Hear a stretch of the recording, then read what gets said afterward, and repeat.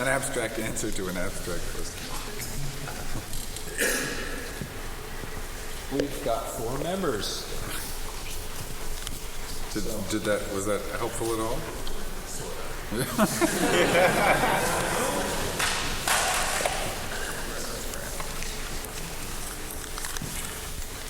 Would you please introduce the group? Sure.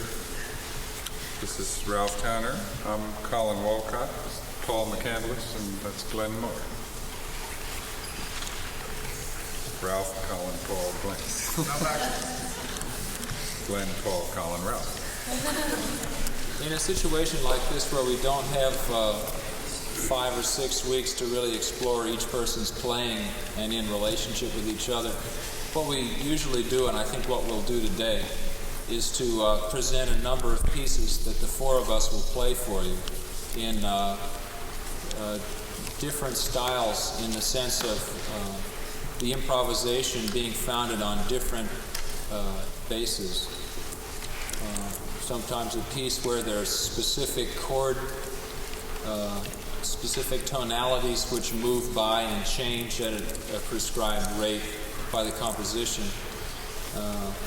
Pieces that are basically pulse-oriented, maybe relating around a single key center and moving away from it and then gravitating back to that. Some pieces where there's no preset structure, but where we listen to the textures or the implications of what we do together to get our inspiration or to build the music on. And there's some pieces that we do where there's a melody or a theme that sets up a certain atmosphere, and then we, having generated that atmosphere from playing the melody and the tune, will continue on in that vein, or break away from it, but basically improvise, taking off from a melody, but not necessarily just making variations over a chord structure.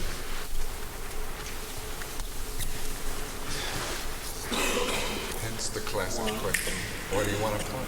You want to run 2 together, or should we just do an open, C open? Yeah. Yeah, just do that.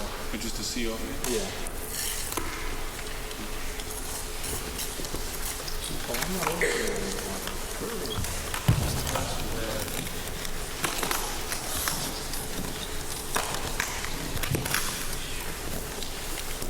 So we'll demonstrate that this is one kind of thing we call it we just said let's play a C opening, which to us means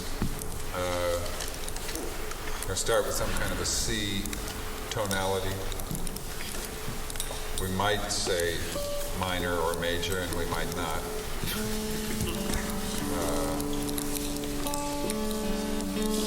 Would generally sort of imply that Ralph would start on the 12 string, and I would probably start on the top. I have cases of strange things which are spread around.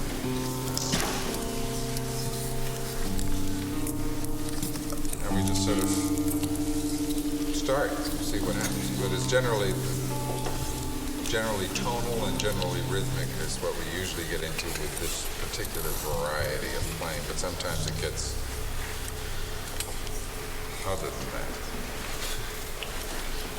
Yeah, you're asking about tunings. I mean,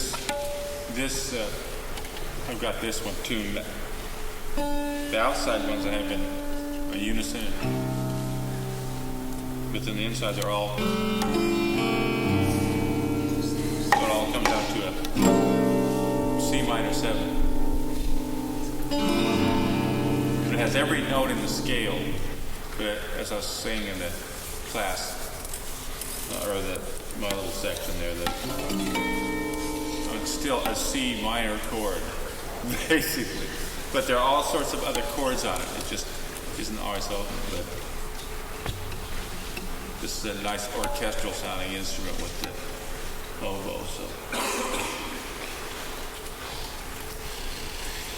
So also mentioned earlier, we like the fact that the oboe and the bass are both orchestral instruments, and these drums and the guitars are both really chamber instruments. We, like tonight, we'll be using all these microphones. We sort of balance things out so that it works out. Is that the Nimbus tuning? Is that the tuning you use on Nimbus? What's that? Is that the tuning? Yeah, it is, and I use it a lot on other things too, just because once you make a tuning, I haven't bothered to get that many open tunings. Once you have one, I mean, it's like they sound so similar. I have a couple of different ones, but the basic effect of an open tuning, it's more.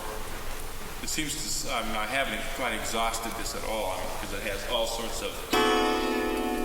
So it isn't just C minor. It's lots of things. But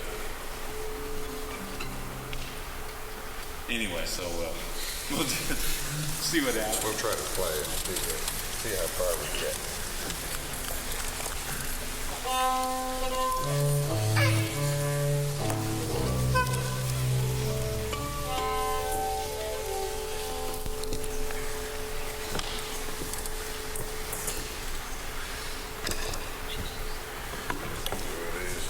Here.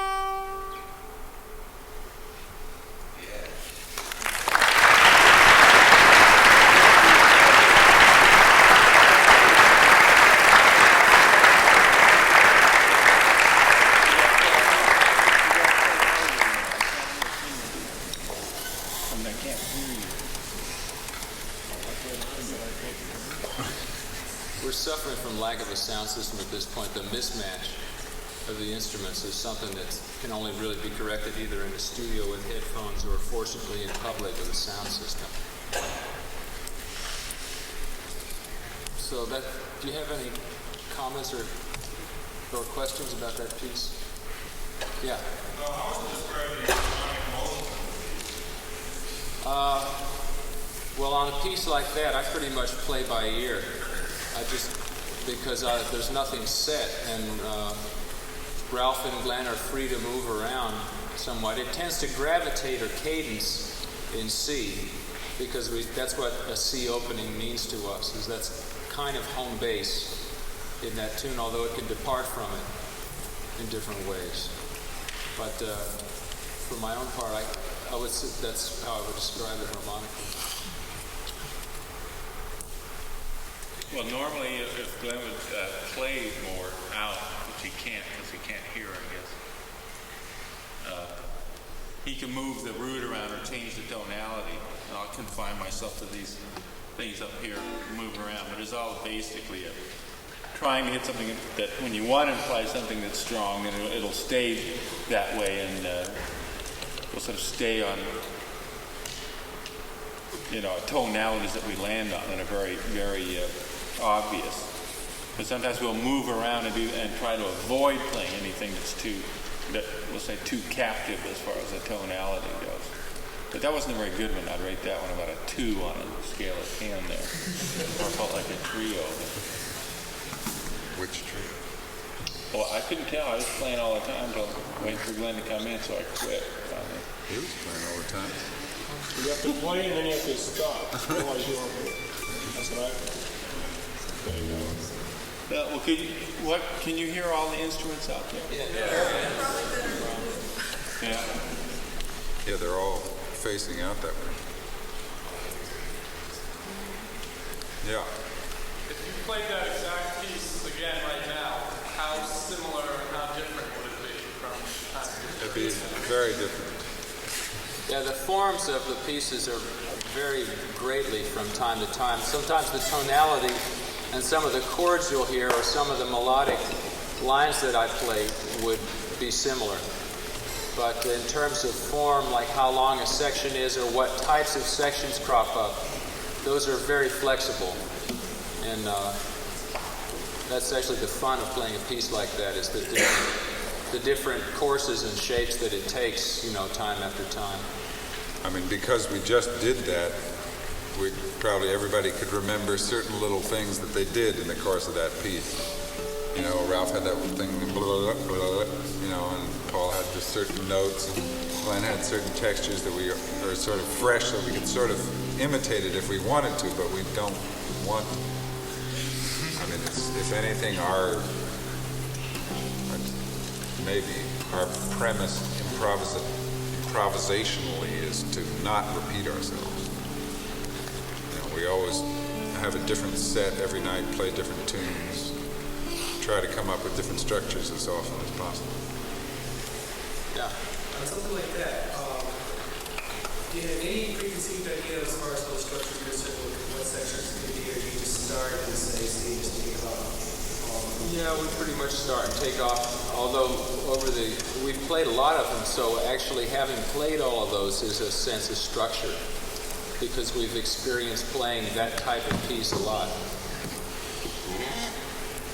Yeah. So we have an expectation, of what'll happen. Yeah.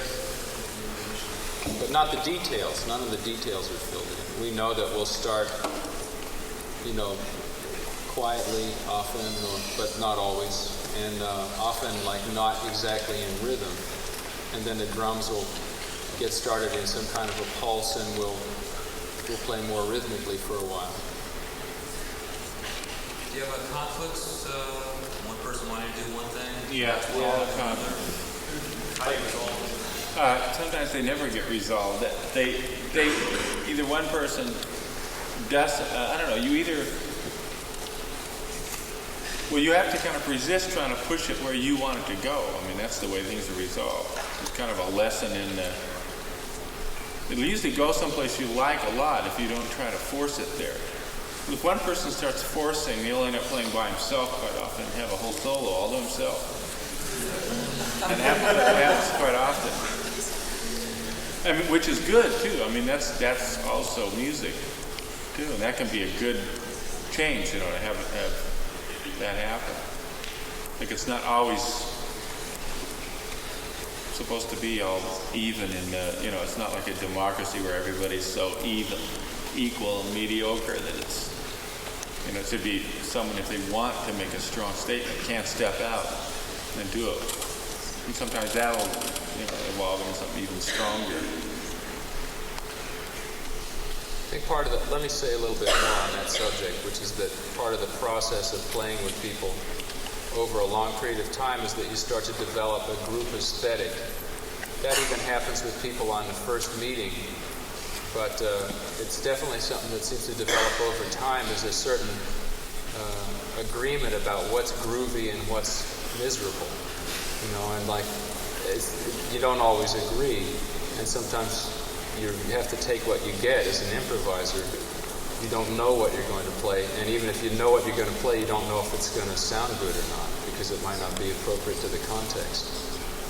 But part of it is building this backlog of experience that is kind of a group taste. Like the group likes certain things and doesn't like other things, and that's constantly changing as new things come up. Do you ever fear that playing year after year together that it'll become so set in your ways that you might not, it might cease to change? Well, that hasn't really happened. People are changing within the group as we play, and also in situations outside the group, we get a lot of input as we meet the challenges of other situations. Each of us plays with lots of other musicians and come back to the band with things that are different.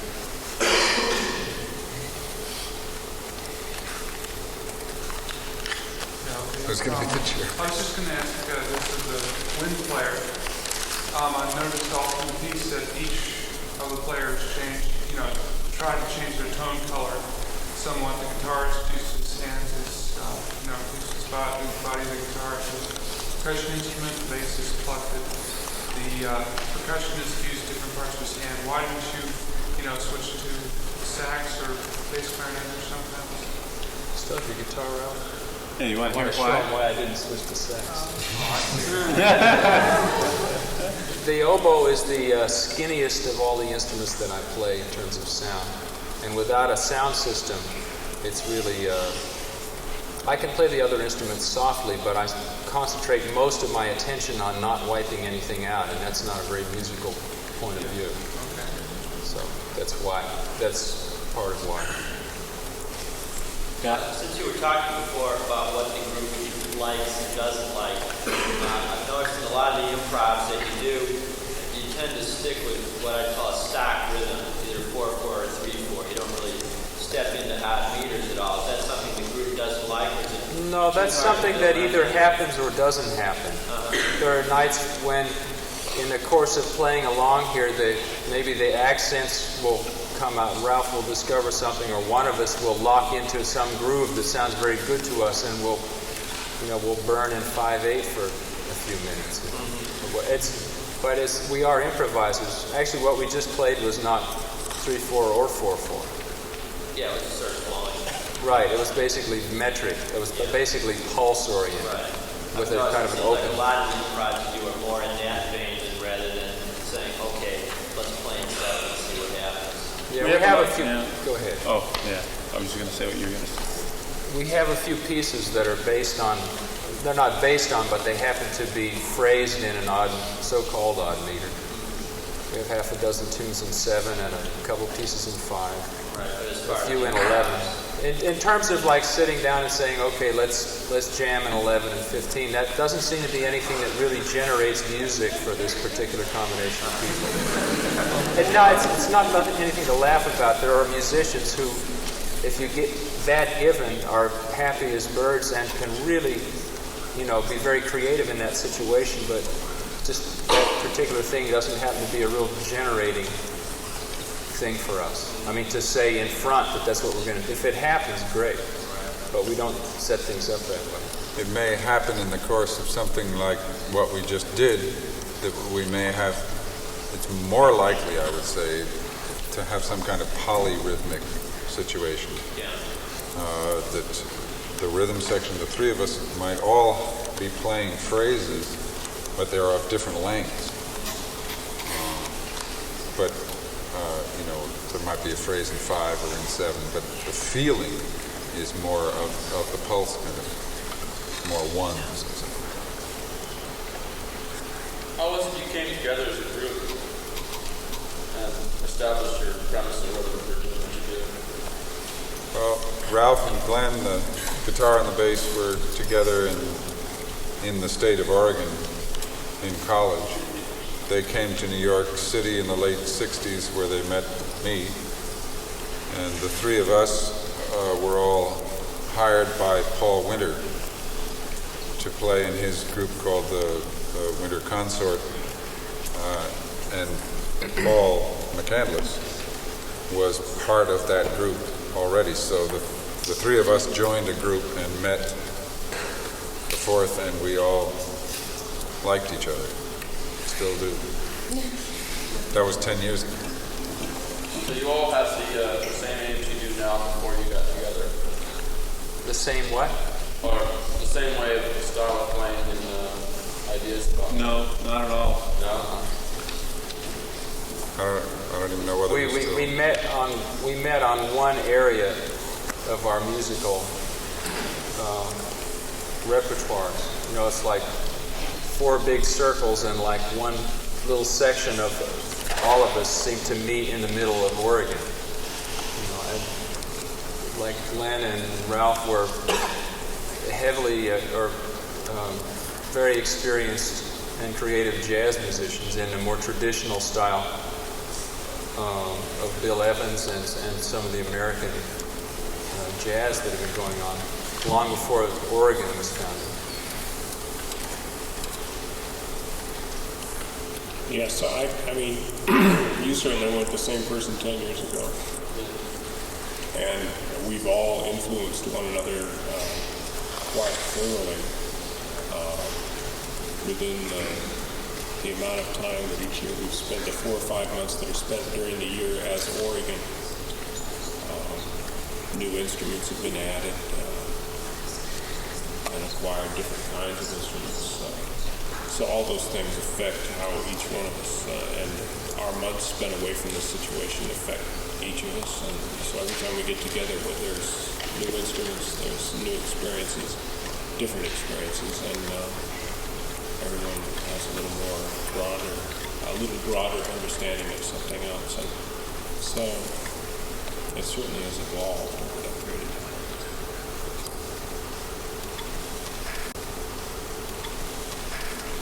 Did Paul Winter have much of an influence on you since you sort of came together with under him? Played with him for a while? I think he did, in the sense that it never occurred to us, or if it had occurred, it never was put into practice to put together a group that consisted of this unusual combination of instruments. So we, as the players of these instruments, met, in his band, and it was his idea to bring these instruments together, along with his own, which was saxophone and cello. So it was to some extent, it was, he played a very big part in introducing us to each other. So I give him credit in that direction. If one way that you choose your right intros, does that affect the choice of keys for the rest of the Yeah, but not drastically. I don't think as much as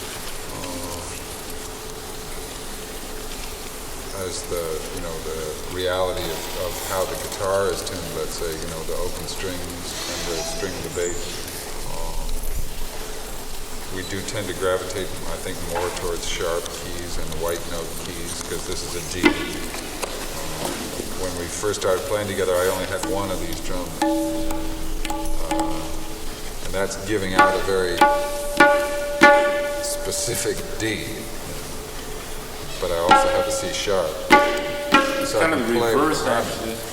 Added the extra pitch so that he could play in any of the chord changes. In fact, you should play a piece with a lot of chord changes and that demonstrate why he has two of those rather than one.